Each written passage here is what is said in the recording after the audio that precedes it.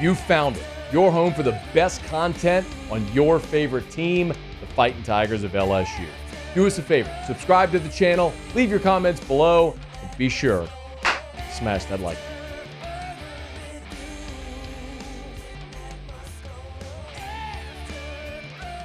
To tell you that this is not a hot seat list, it's a pressure gauge, right? They go through, rank every coach, pressure, low, medium, high, extreme. Extreme would obviously lend you to believe that somebody's on the hot seat, but anyway, not a hot seat list. So I said, okay, let's give a look-see. I can have an open mind about that. Let's give it a look-see. Well, when you get to Brian Kelly, it says Brian Kelly's under high pressure, which, okay, I won't disagree with that, but I'll explain why momentarily. The write-up talks about the pair of double-digit season win seasons at LSU so far in his first 2 years after he left Notre Dame because he didn't think the Irish could win a national title, and the pressure of like the predecessors at LSU, obviously Saban, Miles, all winning a national championship the last three. Everything we've always talked about the embarrassing defensive outputs, overhauling the staff. It goes through everything. But the part that got me was at the end, where it says, quote, if the Tigers don't make the expanded playoff this fall, Kelly will enter the 2025 season with the pressure cooker ratcheted up to another level. And I just disagree with that. Yes, Brian Kelly is under high pressure at LSU. You know why? Because everybody who coaches football at LSU would be under high pressure. It's one of the most demanding jobs in the country for all the reasons that they listed, and those reasons were completely valid. You want to get over the hump. The last three coaches have won a national championship. You left your previous school because you didn't think you could win one there, and you're right. All of those reasons. Yes, it's in the SEC, the best conference, demanding fan base, demanding administration, all of it. Very high pressure. But we've got to stop with that last line. If the Tigers don't make the expanded playoff, the pressure cook is ratcheted up another level. What does that mean? Are you telling me if LSU doesn't make the playoff, you think Brian Kelly's on the hot seat? Because I don't. I think what we have to do is stop saying that Brian Kelly has such a short leash when he doesn't. You've won 10 games in each of the last 2 years. I get it. 9-3 and the 10th in the bowl. I understand. And we can get into that. But you have an SEC West Division crown under there, under your belt in that same time frame. And here's the biggest reason that I believe of all.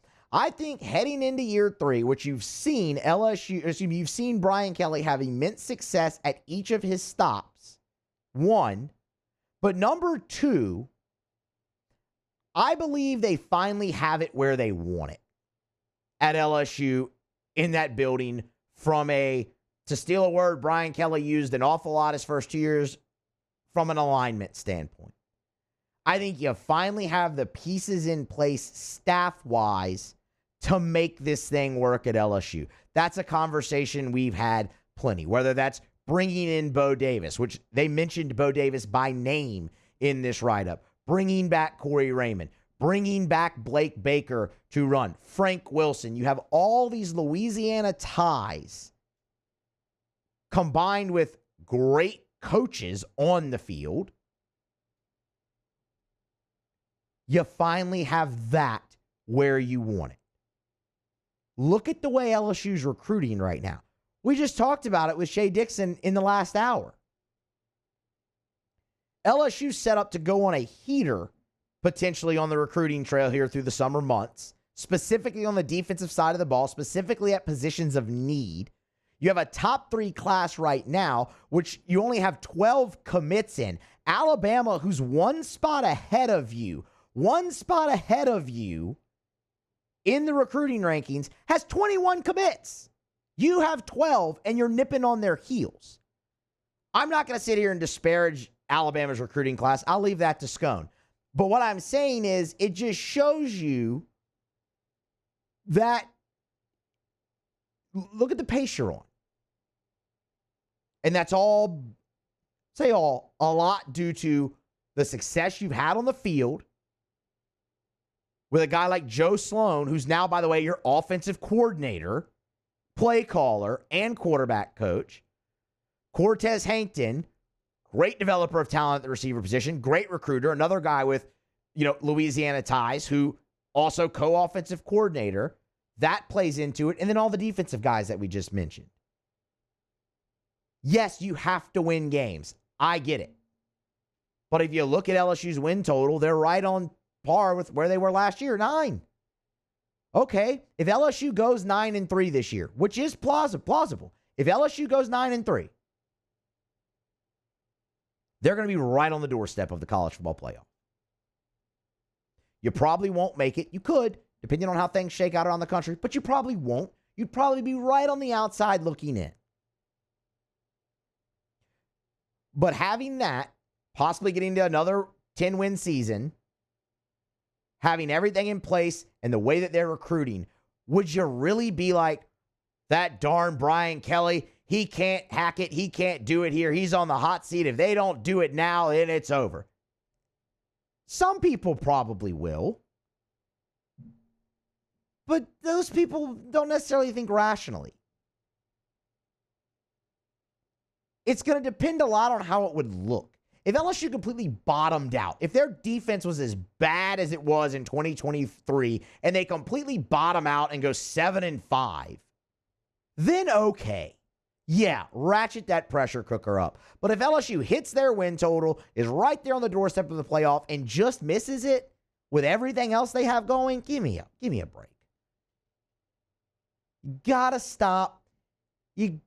stop creating a short leash for Brian Kelly when I just don't think that it exists currently. And that's not even to mention the contract that LSU gave him, which was 10 years, $100 million, and they'd owe him 90% of it if they fired him without cause. You're not going to do that for someone who at that point in this scenario would have won 30 games, won the West all in 3 years, and been on the doorstep of the college football playoff. Expectation matters 100%, and they should be high at LSU, and they are, and they always will be. But perspective has to matter too. And the fact is, last year in 2023 felt so bad because of perspective and expectation. LSU was the 5th-ranked team preseason, was being picked to make the college football playoff, was being picked, to win the SEC by some, and you fell flat on your face week 1 against Florida State for the 2nd year in a row, and that immediately puts a bad taste in everybody's mouth, and then the defense is what it is. You had expectation, you had, legitimate, and there were the perspective on the team going in was this should be a playoff team. That's not the case this year. That matters too. You've overhauled your defensive staff. You've had a change at quarterback and lost the Heisman Trophy winner. You lost 3 first-round picks on offense. Yes, you feel like you're going to be very good going forward, 100%. You probably will be. But LSU's not going to be the 5th-ranked team preseason heading into 2024. They're probably going to be, 11, 12, 13, 14 in that range. Right where they should be. The other side of this is true. If LSU goes into the season with that, and they overachieve, and they win 10 games, they make the college football playoff, then the expectation ratchets up for 2025, and understandably so. But what's going to contribute to that, not just winning 10 games, not just making the college football playoff, is everything we talked about to start this whole conversation. It's going to be where the program is. Them feeling like they finally have what they want in place. That's what's really going to drive the expectation, how they're recruiting so well. If it's going to do that, it's not going to drag it down. Got to stop creating a short leash for Brian Kelly that, again, I just don't think exists. We'll see.